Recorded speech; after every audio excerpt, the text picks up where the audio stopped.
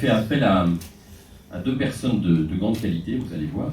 Amélie Cordier, Amélie qui est un doctorat en intelligence artificielle, qui après avoir travaillé pas mal sur le sujet, a sa propre entreprise aujourd'hui de conseil auprès des entreprises, auprès des institutionnels aussi, sur l'intelligence artificielle et l'intelligence artificielle responsable.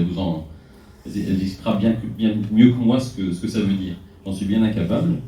Et puis, le docteur Dominique Bonneau, qui est généticien au CHU d'Angers, qui est engagé sur les questions d'éthique, notamment au niveau régional, au niveau des Pays de la Loire, et donc qui travaille nécessairement avec cette question de l'intelligence artificielle qui fait son entrée dans la médecine, et avec toutes les questions d'éthique que cela implique. C'était... Vous savez que ce forum, il est préparé par toute une équipe d'une dizaine de personnes, des personnes très différentes les unes des autres, et sur cette thématique des peurs sociétales, il y avait évidemment malheureusement plein de sujets possibles.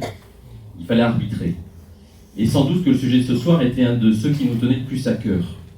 En réalité, on a fait le constat, mais sans doute comme chacun d'entre vous, que nous qui sommes profanes, ce qui apparaît comme une nouvelle technologie se présente avec des promesses extraordinaires,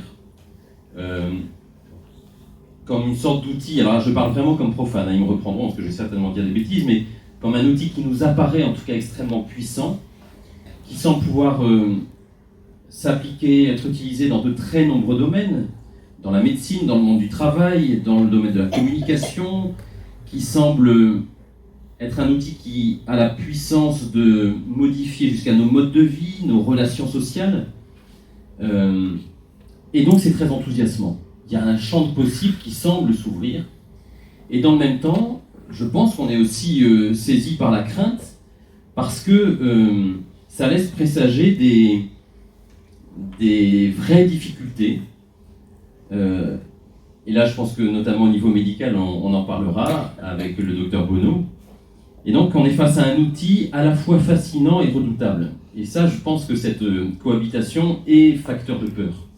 Et ça nous a paru extrêmement intéressant et pertinent pour en faire le sujet de notre soirée. Un dernier élément qui nous a semblé important, c'est que, après tout, on pourrait dire que tous les nouveaux outils peuvent créer de la peur. Et on peut dire, après tout, là je reprends un exemple que j'ai vu dans un texte du pape François, vous savez, il était intervenu au G7 l'année dernière qui s'était tenu dans les Pouilles, il était intervenu sur cette question.